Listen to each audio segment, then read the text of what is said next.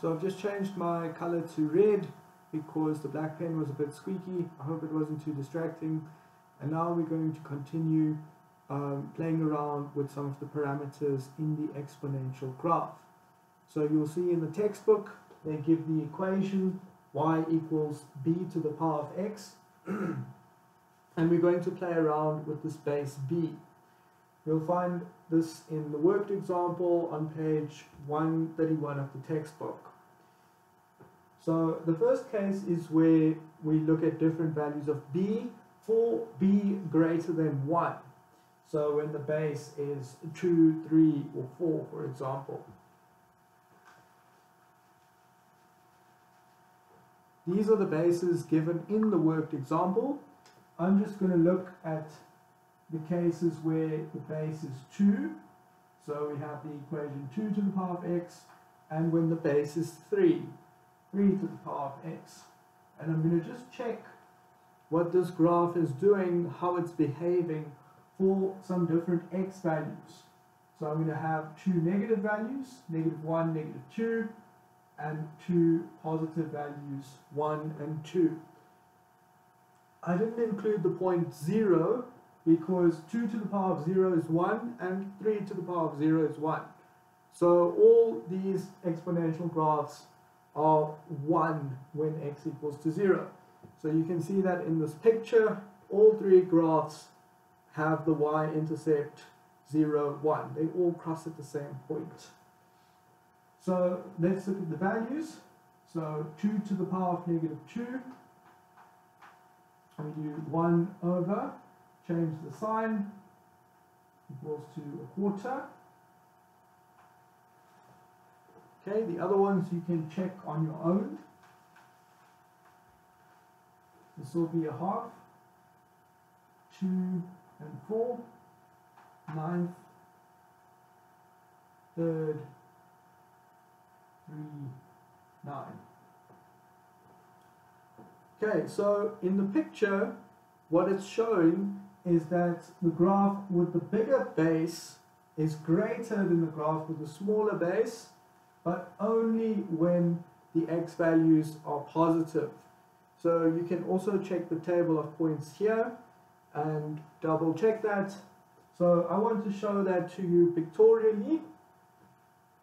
So we're going to look at the two x values, 1 and 2, and we're going to look at the values of the graph for each.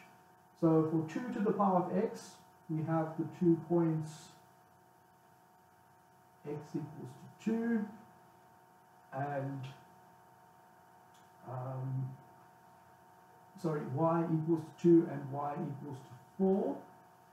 For the graph 3 to the power of x, we have the values 3 and 9. So all the way up there. So you can see that this graph is greater than the graph for 2 to the power of x. So now let's see for values of x less than 0 what's happening. That's going to be -1 and -2. So this time the opposite is happening. This graph is greater than this graph. If we check by the with the fractions, a 1/4 is greater than the 9th, and a 1/2 is greater than the 3rd. So let's put these values down. -2, -1. Then there's a 1/2. 1. So let's look at this graph, 2 to the power of x. We have a 1/4 and a 1/2. And the other graph is a 9th. So 9th and a 3rd. So you can clearly see that this graph is lying below the other graph. And you can double check that if you look closely at the picture in the textbook, you can see that the one graph is below the other one for values of x less than 0, and it's greater for values of x greater than 0. So this is a little bit tricky. You know, there's things moving around, x values changing, graphs that are greater than, graphs that are less than. So if I was you, I'd make up a little table like this, maybe use different graphs, use 3 to the power of x and 4 to the power of x, and just plug in a few values and see how these graphs behave. Just confirm this for yourself.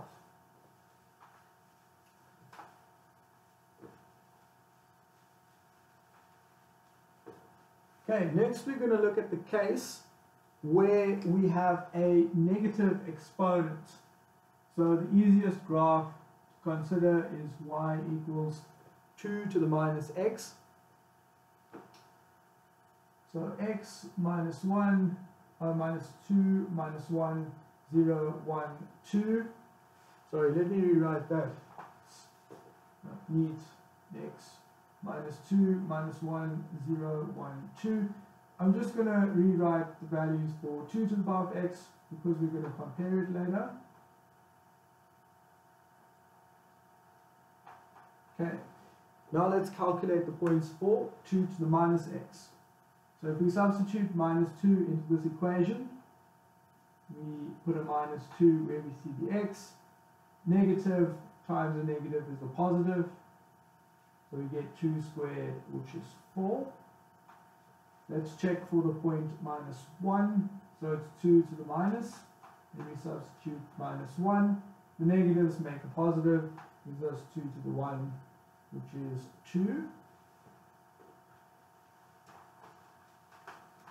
Okay, the other points you can check on your own.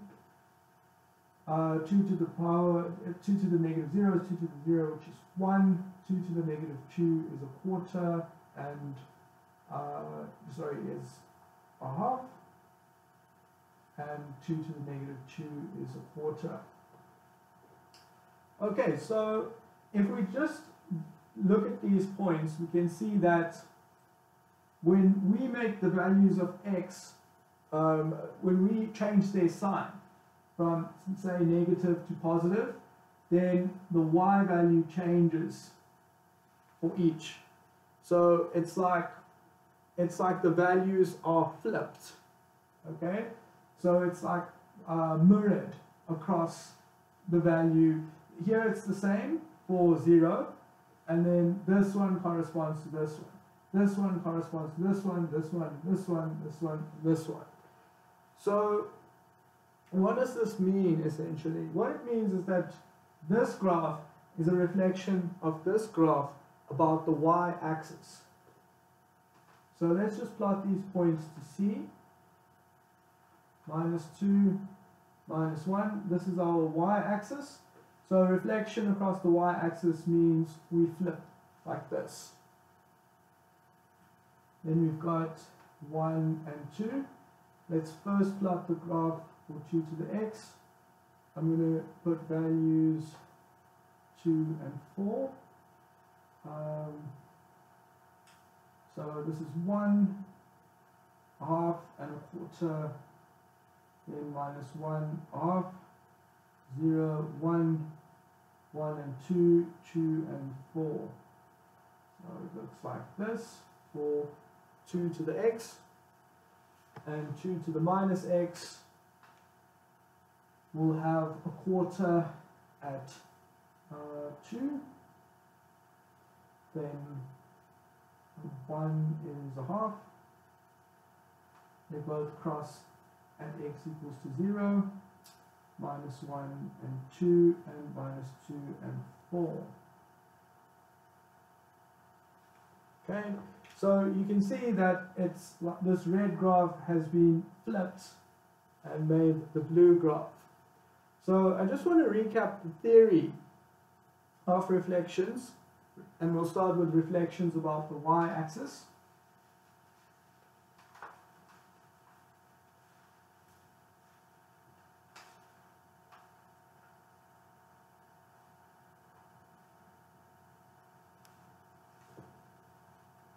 So if we're reflecting this red piece across the y-axis, we're taking this point and flipping it here.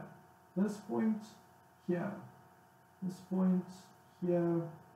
Point here. And this point here. So we get something like this. Okay, let's see what's happening in terms of the coordinate points. If our original coordinate points were x, y, so if this was x1, or let's put a number to it. Let's say that value was 1, for example, for x, then the mirrored value will be -1. If this value was 3, then the mirrored value for x will be -3. So what's happening is we're just changing this x value, we're changing its sign. What is happening with the y value? Well, we can see in all cases the heights remain the same, so our y value is unchanged. So operationally, all we're doing is we're taking the coordinate point x, y, and we're just making the x negative and keeping y the same. So if you look at this equation, y equals 2 to the x, y equals 2 to the minus x, we're keeping y the same in both cases, but we're changing x, we're changing its sign to negative. So operationally, that's what we're doing here. Y's are the same, and we're changing the sign of the x.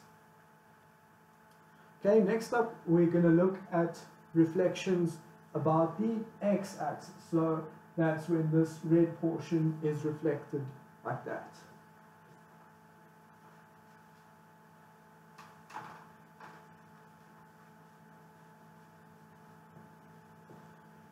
Okay, the graph we're going to be looking at is -2 to the x. Let's see what values this gives us. So our original values were 2 to the x, this one is -2 to the x. So essentially all we're going to be doing is putting a negative in front of those y values.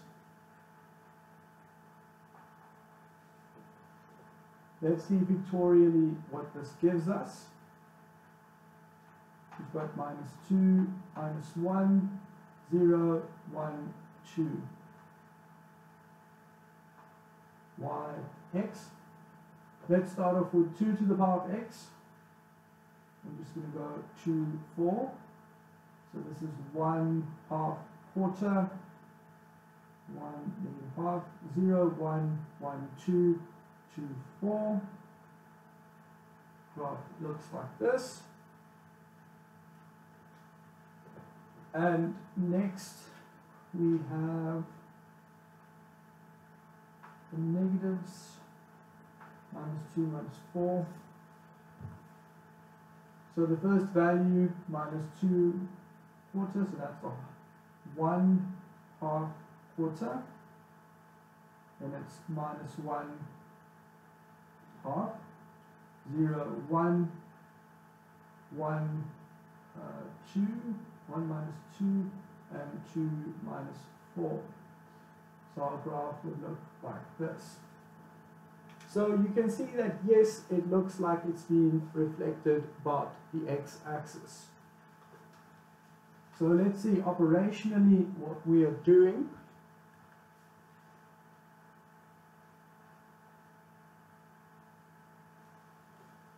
So we have this curve and we're reflecting it about the x-axis.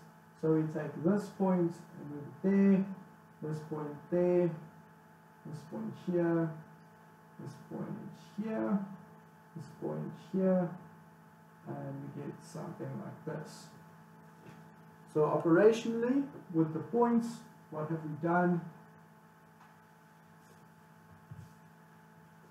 So if this point is of a value, say 3, then the reflection will have a value -3.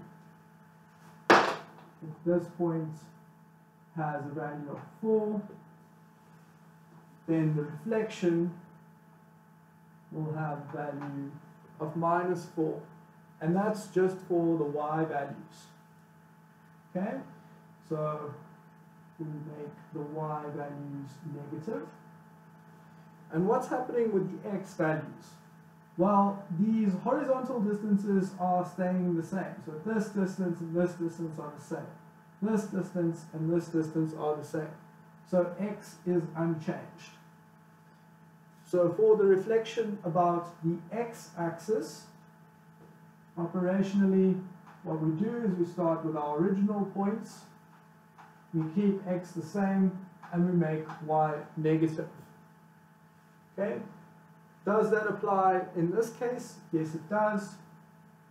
If we make the equations y equals 2 to the x and y equals minus 2 to the x, what we can do here is bring the negative over to the other side. So we get minus y equals 2 to the x. So now we can see it. In this graph is reflected about the x-axis because we've made y negative and kept x the same.